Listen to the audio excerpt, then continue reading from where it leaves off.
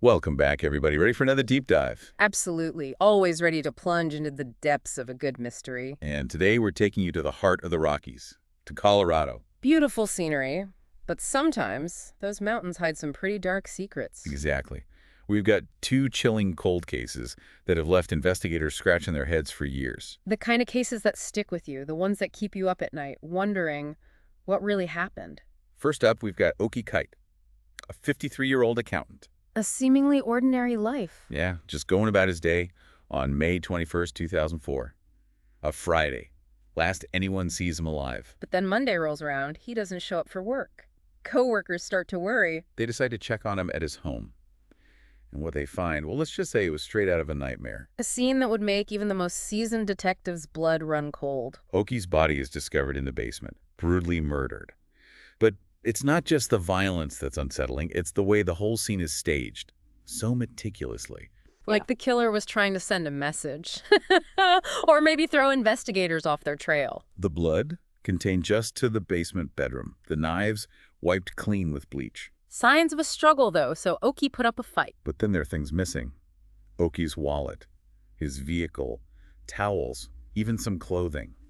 Almost like the killer came prepared not just to take a life, but to erase their presence completely. This is where that murder kit theory comes in, right? Precisely. The killer arriving with everything they need, not just for the murder itself, but for the cleanup, too.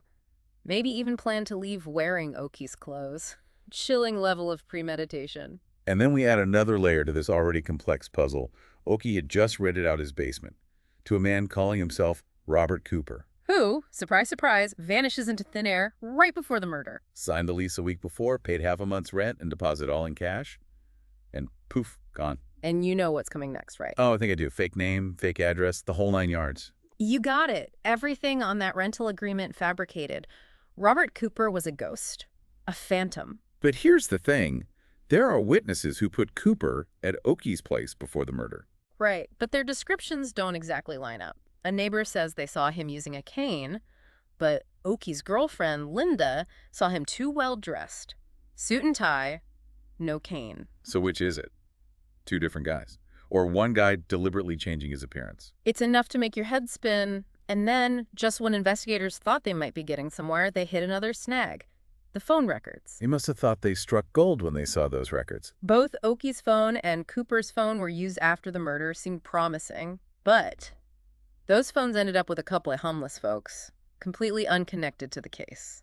Talk about a wild goose chase. But wait, those records weren't entirely useless, were they? Didn't they reveal something about Cooper's activities before the murder? Yeah, you're right. Despite the dead end, the records did show a pattern. Cooper had been calling a bunch of people who were renting out rooms. So maybe not just a random act. Maybe he was scouting for potential victims. It's a chilling thought. Especially back in 2004. No social media, no easy way to background check someone. You could easily create a false identity and just slip through the cracks. Makes you wonder how many other Robert Coopers might have been out there, right? Okay, so we've got a potential serial con man, a brutal murder, and a mountain of evidence that seems to lead nowhere. What's the next piece of this puzzle? Well, there's one detail that's always intrigued me. One that might just hold the key to unlocking this whole thing. Those missing towels from Oki's bathroom. Remember, investigators thought the killer might have showered at the scene. It's like something straight out of a detective novel, isn't it? A tiny clue that could unravel the whole mystery. Exactly. But before we get to that, we need to shift gears. Time to dive into our second cold case. The baffling disappearance of Nicole Nikki Silvers. Ah, yes. The teenage girl who vanished seemingly into thin air. And you know what? Her case, as different as it seems, might just have a connection back to those missing towels. Missing towels and a missing teenager. I'm all ears. Lay it on me. How could those two things possibly be connected? Well, patience, my friend. Let's first get to know Nikki, explore her story, and then see if any threads start to connect back to Oki's case. Okay, fair enough. Lead the way. So picture this. Firestone, Colorado, April 8th, 2014, 16-year-old Nicole Nikki Silvers vanishes without a trace. Just gone. Poof. Seemingly overnight from the home she was staying at in Longmont. Initially treated as a runaway, right? But you mentioned something wasn't quite right about that. Yeah, few things. First, it seems she packed most of her belongings, but left behind some pretty important stuff, like her phone charger, her guitar case. If you're running away, those are things you'd probably want, right? Exactly. Makes you wonder. Then there's her car. Turns up abandoned near a suspected drug house. Not exactly where you'd picture a typical runaway ending up. Right. And then you factor in what Nikki was going through at the time. Estrangement from her parents, bouncing between homes, trying to find her place. Teen years are tough enough as it is. Add that layer of family turmoil, and it's a recipe for trouble. Makes you wonder if maybe running away wasn't about rebellion, but about seeking something better. Stability. Belonging. Definitely possible.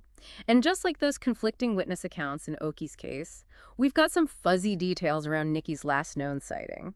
She's spotted sitting in an older Oldsmobile around midnight, but No one can ID the driver. nope. The car, the driver, it's all frustratingly vague. Like, they emerged from the shadows and vanished back into them, taking Nikki along. Suki. So where do investigators go from there? Down a rabbit hole of dead ends, unfortunately. Reported sightings all over the state, each one leading to a dead end. They even explored the theory that she might have joined the Rainbow People. The what now? Oh, it's a communal living group, kind of known for taking in runaway teens. But that, too, led nowhere. Years go by, no answers. It's got to be agony for her family. Absolutely. The not knowing is often the hardest part. But then, just when the trail seemed to have gone cold, a bombshell. Nikki's estranged sister Jessica comes forward. Hold up. Years later, what does she have to say? Well, she drops a truth bomb.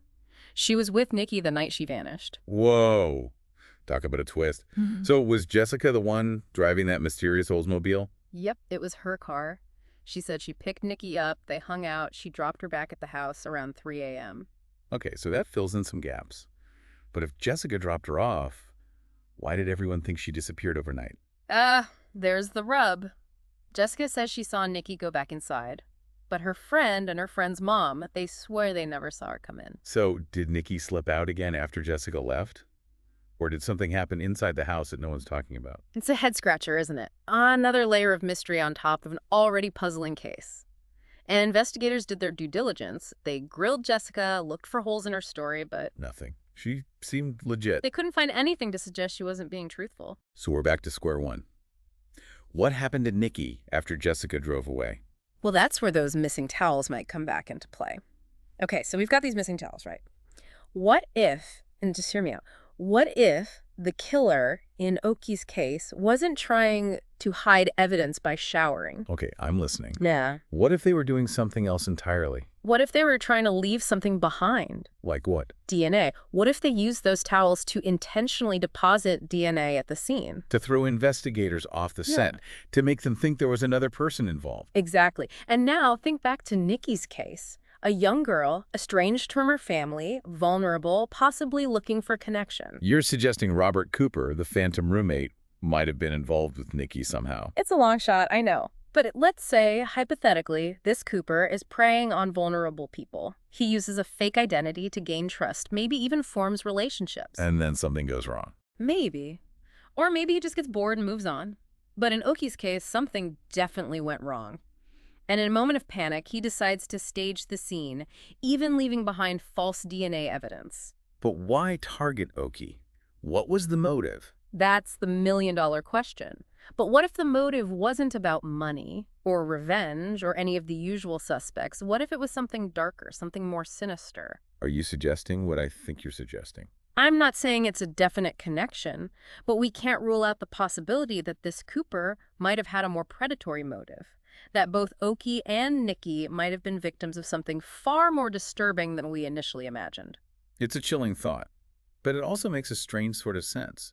The meticulous planning, the phantom identity, the missing persons, and the lingering questions. It all adds up to a disturbing possibility. Exactly. And while we can't say for sure, these cases highlight a crucial point.